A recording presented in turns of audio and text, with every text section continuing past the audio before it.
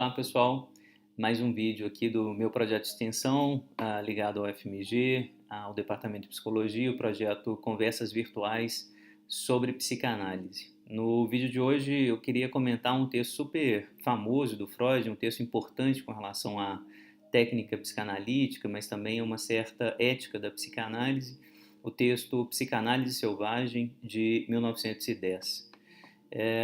Eu quero começar a falar do título, né? Começando desse adjetivo que o Freud vai usar, selvagem, para designar uma ação intempestiva, imprudente, uma ação agressiva, num certo sentido, que ele vai então designar como selvagem. Então, a princípio, esse adjetivo ele significa isso, assim, uma ação meio antiética, né? Imprudente, agressiva. Eu acho possível que a gente critique esse termo ele está muito carregado politicamente, né? E vou falar agora há pouco assim da importância política que eu acho que esse texto tem para a gente, para a psicanálise, para enfim, para o ethos, não só da psicanálise, mas enfim das ciências humanas, né? Como que a gente endereça as ciências humanas para o grande público e tal. Então, assim, a primeira crítica eu acho que é com relação a esse termo. Assim, ele tem dois problemas, a meu ver. Primeiro, uma carga ligada à etnografia, à antropologia do século XIX, que vai descrever os povos não europeus como povos selvagens, né? Boa parte desses dos povos, enfim, indígenas, né? Das tribos da África, enfim, que a etnografia e a antropologia da época estão descrevendo como selvagens. Então é um termo carregado, assim, com uma história racista, eurocêntrica, né, que eu acho que a gente poderia evitar num certo sentido. Segunda razão para evitar esse termo é uma razão mais política, no sentido de descrever qualquer violência humana, agressão humana, como selvagem, significa meio que assinar um pouco a metáfora, concordar com a metáfora da violência humana como uma violência animalesca, uma violência ligada, portanto, à selvageria dos animais, distinta, portanto, daquilo que seria propriamente humano. A gente vai ver nesse texto que a violência da qual se trata, né, que é investigada aqui, é uma violência profundamente política, né, que é atrelada ao uso da palavra, né, uma violência que tem a ver, enfim, com assuntos muito humanos, né, bem distantes da animalidade, portanto, o adjetivo não convém, né, por mais que o uso seja um uso banal, né, ele está simplesmente querendo dizer, bom, um mau uso da psicanálise, um uso selvagem da psicanálise, mas eu acho que a gente deve evitar, né? Então, o primeiro comentário é esse. O segundo ponto tem a ver com uma leitura mais política que a gente pode fazer do texto. Qual que é o problema que o texto apresenta? Uma senhora de meia idade, 45 anos de idade, ela se divorcia do marido, né, e ela apresenta alguns sintomas, né, eu estou acompanhando aqui a partir da edição da Standard Edition, o texto está publicado no volume 11 da Standard Edition brasileira, da Imago. Então, essa senhora de 45 anos, ela se divorcia e daí ela apresenta alguns sintomas, né? E essa senhora é acompanhada de uma amiga, vai até o Freud, né? E ela está se queixando de ansiedade, né? E conforme o seu relato, ela tinha consultado um médico no subúrbio onde ela morava e ele havia informado a ela que a causa da sua ansiedade era a falta da satisfação sexual, né? Era na verdade, a sua necessidade, né, sexual. É, esse médico ainda vai dizer para ela que ela não poderia tolerar a falta de relações sexuais com o marido e assim havia 3 maneiras pelas quais ela poderia recuperar a saúde, que é voltar para o marido, ter um amante ou obter satisfação consigo mesma se masturbando. É essa a selvageria do médico, né? Então vamos observar já no primeiro parágrafo do texto que se trata de uma questão política, né?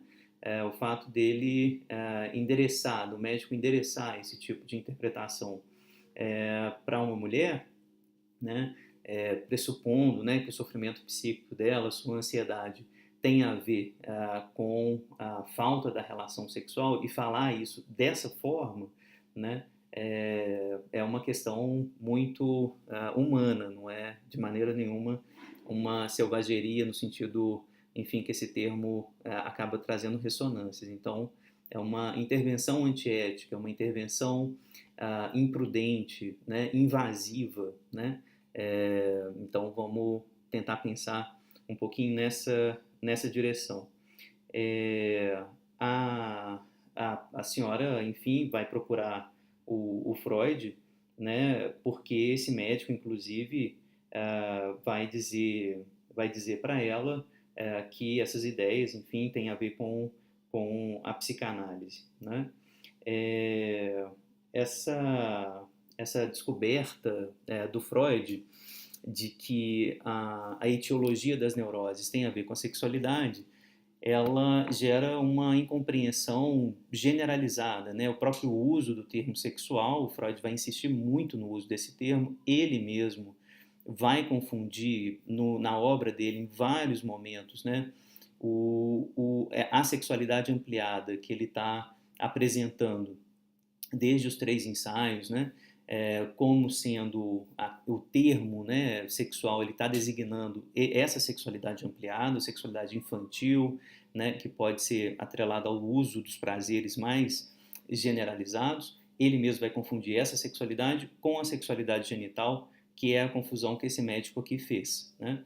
Freud, ele então tem uma tensão na obra dele, já mostrei isso numa série de vídeos sobre o sexual aqui no canal, mas o Freud tem uma tensão na obra dele que ele vai o tempo todo lutar contra essa interpretação reducionista do sexual. O sexual não é o genital, o sexual ele é muito mais amplo que o genital, né? E do outro lado, essa tensionando, né, essa tese que é a tese do Freud, o sexual ele é amplo, ele é ligado à sexualidade infantil, à perversão, às perversões, né? A sexualidade é perversa no sentido de que está atrelada às zonas erógenas parciais, que ela não se adequa, ela não se reduz jamais ao instinto, o instinto não coordena a nossa sexualidade. Então tem essa tese, que é uma tese que está presente na obra toda, mas tem momentos na obra do Freud onde ele mesmo vai o tempo todo também dar uma derrapada e sempre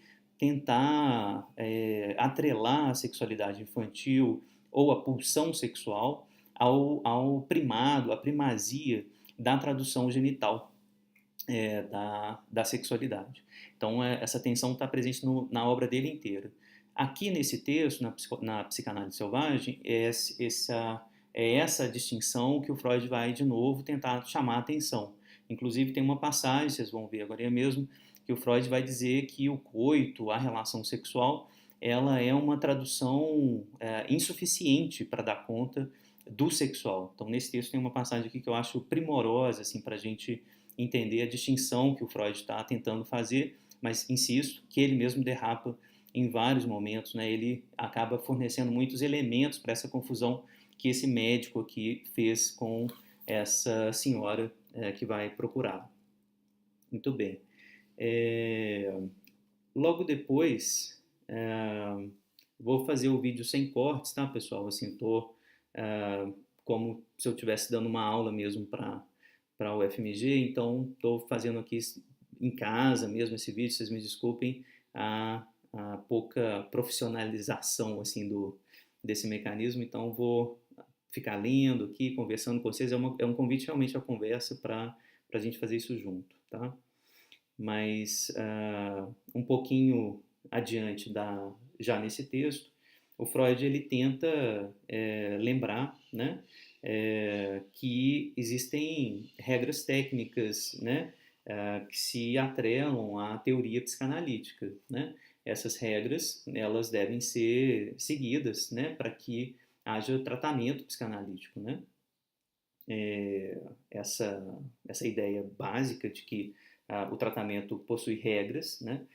E uma dessas regras é exatamente fazer com que esse tipo de intervenção precipitada demais não aconteça, né? Preciso saber o tempo da intervenção, isso vai ser uma das grandes dos grandes ensinamentos sobre a técnica clínica da psicanálise é justamente saber o tempo da interpretação, né? Não só o que dizer, mas como dizer e, fundamentalmente, uma preocupação enorme com o tempo, né? Quando dizer.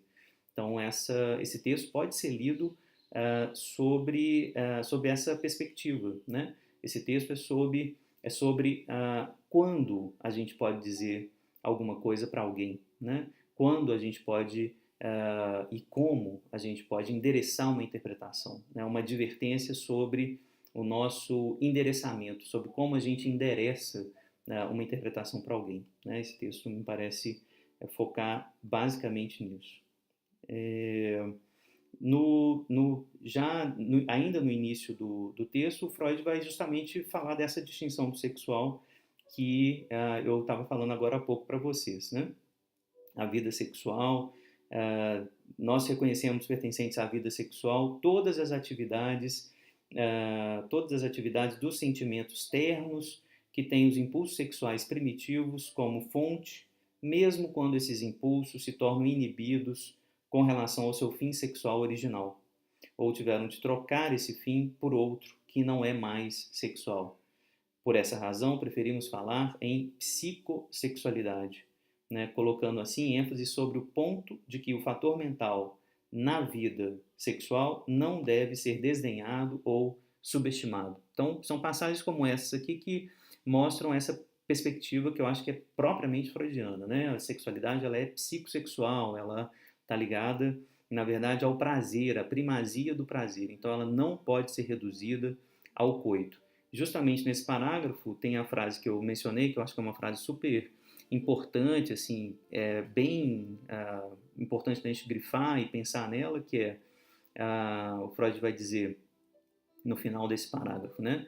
Temos, desde muito, sabido também que a ausência mental de satisfação, com todas as suas consequências, pode existir quando não há falta de relações sexuais normais. Ou seja, você pode ter uma insatisfação anímica, essa seelische Unbefriedung, que o Freud vai chamar, né? Assim, uma insatisfação anímica, mesmo quando não há falta de relações sexuais. Quer dizer, a relação sexual ela não é fator necessariamente de cura, né? Ela pode existir, mesmo assim pode haver isso que o Freud está chamando aqui de a insatisfação anímica, né? A insatisfação da alma. E aí ele continua, e como terapeutas, sempre temos em mente que as tendências sexuais insatisfeitas podem, a miúde, encontrar apenas uma derivação muito inadequada no coito ou em outros atos sexuais. Então aqui fica muito explícita assim, a tese que o Freud quis defender ao longo da obra dele inteira, né, de que o coito ou outros atos sexuais propriamente ditos, né, a masturbação, etc., são traduções, são derivações, né? O termo é super importante, é uma derivação, mas que não dá conta de lidar com todo o excesso pulsional de um sujeito, né? Esse excesso pulsional ele não pode ser traduzido, ele não pode ser reduzido ao ato sexual. Então, essa é uma advertência geral no início do texto, né? Na segunda parte do vídeo, vou falar um pouquinho da resistência, né, que vai ser um conceito fundamental que vai aparecer nesse texto aqui, na Psicanálise Selvagem. Daí a gente continua num próximo vídeo.